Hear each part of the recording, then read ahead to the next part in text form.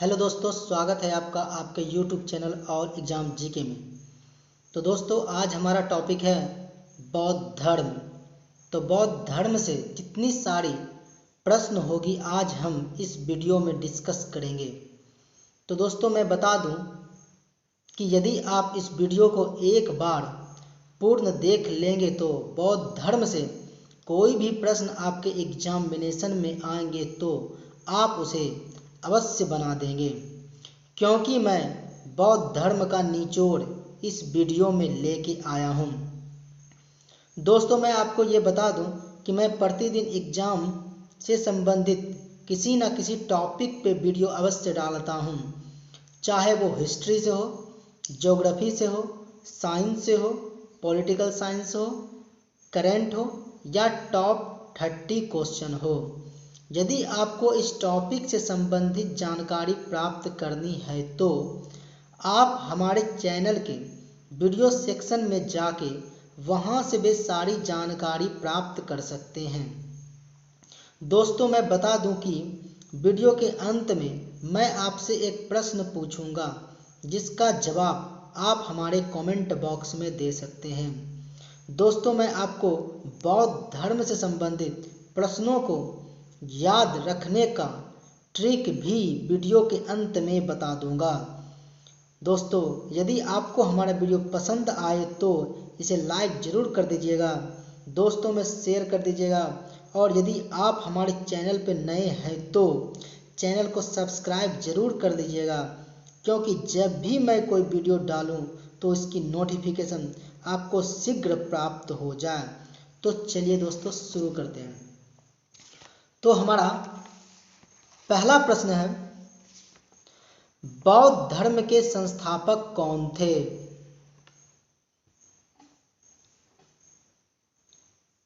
तो चलिए मैं इसका आंसर बता दूं कि बौद्ध धर्म के संस्थापक गौतम बुद्ध थे। तो चलिए आगे बढ़ते हैं। तो हमारा अगला प्रश्न है, गौतम बुद्ध का जन्म कब हुआ था? तो चलिए मैं इसका आंसर बताता हूँ कि गौतम बुद्ध का जन्म 563 BC में हुआ था, ईसा वर्ष पूर्व में। और मैं बता दूं कि इसे लाइट ऑफ एशिया भी कहा जाता है, जिसका अर्थ होता है एशिया का ज्योति पुंज। तो चलिए आगे बढ़ते हैं। तो हमारा अगला प्रश्न है, गौतम बुद्ध का जन्म कहाँ हुआ था? तो चलिए मैं इसका आंसर बता दूं कि इसका जन्म लुम्बिनी नामक स्थान पे हुआ था। तो चलिए आगे बढ़ते हैं। तो हमारा अगला प्रश्न है, गौतम बुद्ध के पिता का नाम क्या था? तो चलिए मैं इसका आंसर बता दूं कि गौतम बुद्ध के पिता का नाम शुद्धोधन था, जो शाक्य गण के मुखिया थे। तो चलिए आगे बढ़ते हैं। तो हमारा अगला प्रश्न है, गौतम बुद्ध के माता का नाम क्या था? तो चलिए मैं इसका आंसर बता दूं कि गौतम बुद्ध के माता का नाम माया देवी था। तो चलिए आगे बढ़ते हैं।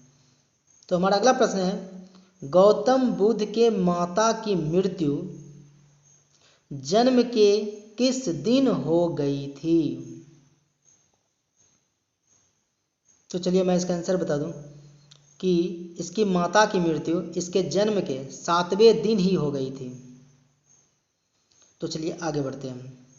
तो हमारा अगला प्रश्न है, गौतम बुद्ध की सौतेली माँ का नाम क्या था?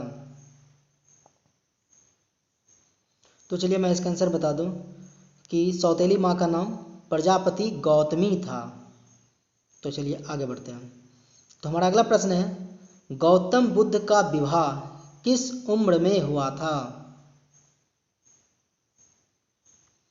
तो चलिए मैं इसका आंसर बता दूं तो इसका आंसर होगा 16 वर्ष। 16 वर्ष की उम्र में ही गौतम बुद्ध का विवाह हो चुका था। तो चलिए आगे बढ़ते हैं। तो हमारा अगला प्रश्न है, गौतम बुद्ध की पत्नी का नाम क्या था? तो चलिए मैं इसका आंसर बताता हूँ कि इसकी पत्नी का नाम यशोधरा था। चलिए आगे बढ़ते हैं। तो हमारा अगला प्रश्न है, गौतम बुद्ध के पुत्र का नाम क्या था? तो चलिए मैं इसका आंसर बता दूं कि इसके पुत्र का नाम राहुल था। तो चलिए आगे बढ़ते हैं। तो हमारा अगला प्रश्न है, गौतम बुद्ध ने गृह त्याग किस उम्र में किया था? तो चलिए मैं इसका आंसर बता दूं कि गौतम बुद्ध ने गृह त्याग 29 वर्ष की अवस्था में किया था। तो चलिए आगे बढ़ते हैं। तो हमारा अगला प्रश्न है, गृह त्याग करने के पश्चात बुद्ध सांख्य दर्शन की शिक्षा किससे ग्रहण की थी? तो इसका आंसर होगा अलार कलाम।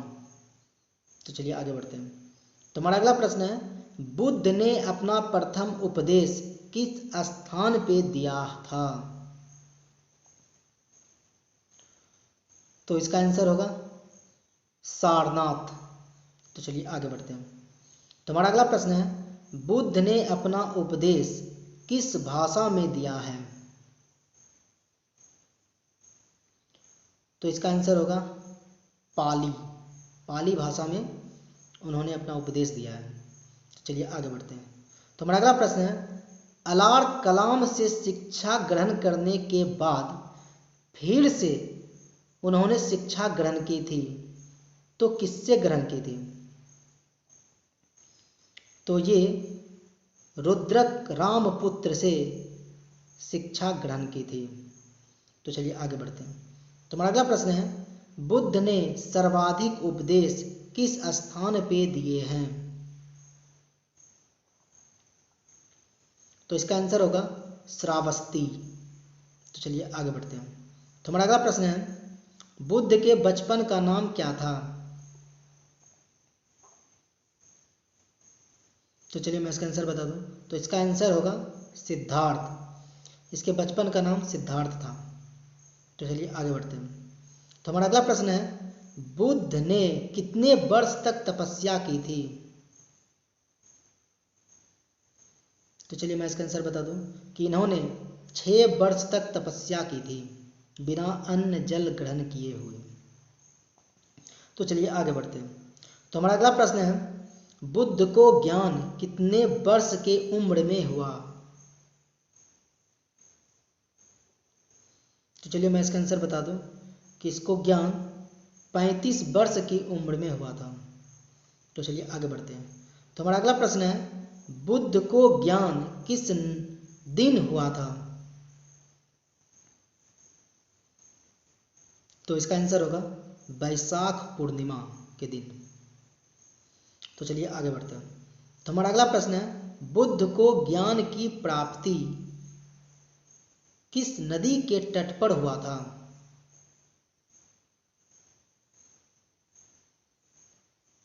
तो इसका आंसर होगा निरंजना नदी। तो चलिए आगे बढ़ते हैं। तो हमारा अगला प्रश्न है, किस अवस्था को छिन्न हो जाने को बुद्ध ने निर्वाण कहा है? तो इसका आंसर होगा तृष्णा। तो चलिए आगे बढ़ते हैं। तो हमारा अगला प्रश्न है, विश्व दुखों से भरा है शब्द किस पुस्तक से लिया गया है? तो इसका आंसर होगा उपनिषद। तो चलिए आगे बढ़ते हैं। तो हमारा अगला प्रश्न है, बौद्ध धर्म में किसकी मान्यता है? तो इसका आंसर होगा पुनर्जन्म। दोस्तों, यदि आपको हमारा वीडियो पसंद आ रहा हो, हमारी मेहनत आपको अच्छी लग रही हो, तो हमारे वीडियो को लाइक कर दें, दोस्तों में शेयर कर दें, और हमारे चैनल पर जो नए हैं वो हमारे चैनल को सब्सक्राइब कर लें, ताकि जब भी मैं कोई एग्जामिनेशन से संबंधित वीडियो डालूं तो इसकी नोटिफिकेशन आपको शीघ्र प्राप्त हो जाए। दोस्तों, मैं प्रतिदिन किसी न किसी टॉपिक से वीडियो अवश्य लाता हूं, तो आपको यदि किसी भी टॉपिक संबंधी जानकारी प्राप्त करनी है तो आप हमारे चैनल के वीडियो सेक्शन में जाके वहां से भी सारी जानकारी प्राप्त कर सकते हैं। तो चलिए आगे बढ़ते हैं। तो हमारा अगला प्रश्न है, बौद्ध धर्म में किसकी मान्यता है? तो इसका आंसर होगा पुनर्जन्म, कि बौद्ध धर्म में पुनर्जन्म की मान्यता है। तो चलिए आगे बढ़ते हैं। तो हमारा अगला प्रश्न है, बौद्ध धर्म का पवित्र ग्रंथ कौन सा है? तो चलिए मैं इसका आंसर बता दूं कि इसका पवित्र ग्रंथ त्रिपिटक है। तो चलिए आगे बढ़ते हैं। तो हमारा अगला प्रश्न है, बुद्ध को ज्ञान की प्राप्ति किस वृक्ष के नीचे हुआ था? तो इसका आंसर होगा पीपल वृक्ष। तो चलिए आगे बढ़ते हैं। तो हमारा अगला प्रश्न है, बुद्ध के अवशेषों को कितने भागों में बांटकर उस पर स्तूप का निर्माण किया गया है? तो इसका आंसर होगा 8 भाग। तो चलिए आगे बढ़ते हैं। तो हमारा अगला प्रश्न है, गृहस्थ जीवन व्यतीत करते हुए बौद्ध धर्म अपनाने वालों को क्या कहा जाता है? तो इसका आंसर होगा उपासक। तो चलिए आगे बढ़ते हैं। तो हमारा अगला प्रश्न है, बौद्ध संघ में सम्मिलित होने के लिए न्यूनतम आयु सीमा कितनी थी? तो इसका आंसर होगा 15 वर्ष। तो चलिए आगे बढ़ते हैं। तो हमारा अगला प्रश्न है, प्रथम बौद्ध संगति कब आयोजित की गई थी? तो इसका आंसर होगा 483 ईसा वर्ष पूर्व। तो चलिए आगे बढ़ते हैं। तो हमारा अगला प्रश्न है, बुद्ध की मृत्यु कब हुई थी? तो इसका आंसर होगा 483 ईसा वर्ष पूर्व। तो चलिए आगे बढ़ते हैं। तो हमारा अगला प्रश्न है, बौद्ध धर्म में जन्म का प्रतीक चिन्ह क्या है? तो इसका आंसर होगा कमल एवं सांड। तो चलिए आगे बढ़ते हैं। तो हमारा अगला प्रश्न है, प्रथम बौद्ध संगति कहाँ हुई थी?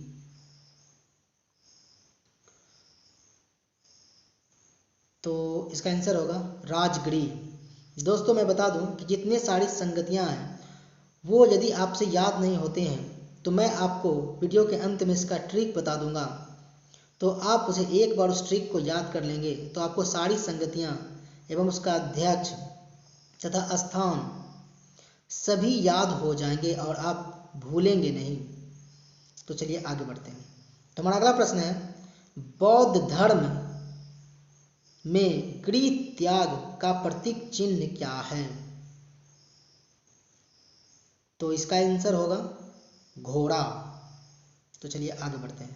तो हमारा अगला प्रश्न है, गौतम बुद्ध की मृत्यु कितने वर्ष में हुई थी? तो इसका आंसर होगा 80 वर्ष। 80 वर्ष की अवस्था में उसकी मृत्यु हो गई थी। तो चलिए आगे बढ़ते हैं।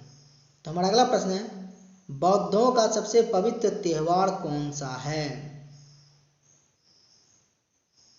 तो इसका आंसर होगा वैशाख पूर्णिमा। तो चलिए आगे बढ़ते हैं।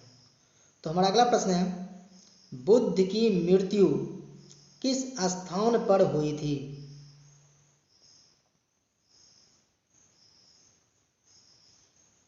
तो इसकी मृत्यु कुशीनगर में हुई थी और जब इसकी मृत्यु हुई तो उसे महापरिनिर्वाण कहा गया है।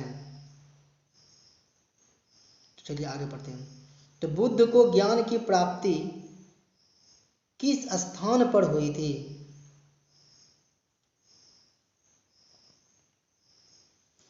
तो इसका आंसर होगा बोध गया। बोध गया में ही उसे ज्ञान की प्राप्ति हुई थी। तो चलिए आगे बढ़ते हैं। तो बौद्ध धर्म में निर्वाण किसका प्रतीक चिन्ह है? तो इसका आंसर होगा पद चिन्ह। तो चलिए आगे बढ़ते हैं। तो हमारा अगला प्रश्न है, चतुर्थ बौद्ध संगति के अध्यक्ष कौन थे? तो इसका आंसर होगा वसुमित्र। तो चलिए आगे बढ़ते हैं। तो हमारा अगला प्रश्न है, निर्वाण बौद्ध धर्म का परम लक्ष्य है, जिसका अर्थ क्या है? तो इसका आंसर होगा दीपक का बुझ जाना। तो चलिए आगे बढ़ते हैं। तो हमारा अगला प्रश्न है, चतुर्थ बौद्ध संगति के बाद बौद्ध धर्म कितने वर्गों में बट गया था? तो इसका आंसर होगा 2 वर्गों में बट गया था। तो पहला था हीनयान एवं दूसरा था महायान। तो चलिए आगे बढ़ते हैं। तो हमारा अगला प्रश्न है, द्वितीय बौद्ध संगति कब हुई थी? तो इसका आंसर होगा 383 ईसा वर्ष पूर्व। तो चलिए आगे बढ़ते हैं। तो हमारा अगला प्रश्न है, द्वितीय बौद्ध संगति का अध्यक्ष कौन था? तो इसका आंसर होगा सवाकामी। तो चलिए आगे बढ़ते हैं। तो हमारा अगला प्रश्न है, द्वितीय बौद्ध संगति कहाँ आयोजित हुई थी? तो इसका आंसर होगा वैशाली में। तो चलिए आगे बढ़ते हैं। तो हमारा अगला प्रश्न है, द्वितीय बौद्ध संगति किसके शासन काल में हुई थी? तो इसका आंसर होगा कालाशोक। तो चलिए आगे बढ़ते हैं। तो हमारा अगला प्रश्न है, तृतीय बौद्ध संगति किसके शासन काल में हुई थी? तो इसका आंसर होगा अशोक। तो चलिए आगे बढ़ते हैं। तो हमारा अगला प्रश्न है, चतुर्थ बौद्ध संगति कहाँ आयोजित की गई थी? तो इसका आंसर होगा कुंडल वन में। तो चलिए आगे बढ़ते हैं। तो हमारा अगला प्रश्न है, जातक किस धर्म से संबंधित है? तो इसका आंसर होगा बौद्ध धर्म। तो चलिए आगे बढ़ते हैं। तो हमारा अगला प्रश्न है, तृतीय बौद्ध संगति कहाँ हुई थी? तो इसका आंसर होगा पाटलिपुत्र। तो दोस्तों, आज बौद्ध धर्म से हम इतने सारे प्रश्नों के डिस्कस किए हैं। यदि आप इन सारे प्रश्नों को याद कर लें तो आपके एग्जामिनेशन में बौद्ध धर्म से एक भी प्रश्न आएंगे तो वो आपसे छूटेंगे नहीं। तो दोस्तों, आपको हमारा वीडियो कैसा लगा? यदि आपको हमारा वीडियो पसंद आया हो तो इसे लाइक कर दें, दोस्तों में शेयर कर दें, और जो हमारे चैनल पर नए हैं वो हमारे चैनल को सब्सक्राइब कर लें, क्योंकि जब भी मैं कोई एग्जामिनेशन से संबंधित वीडियो डालूं तो इसकी नोटिफिकेशन शीघ्र ही आपको प्राप्त हो सके। तो दोस्तों, आज का आपका प्रश्न आपके स्क्रीन पे ये रहा। तो दोस्तों, इस वीडियो में फिलहाल इतना ही। मिलते हैं अगले वीडियो में। तब तक के लिए गुड बाय। आपका दिन शुभ हो।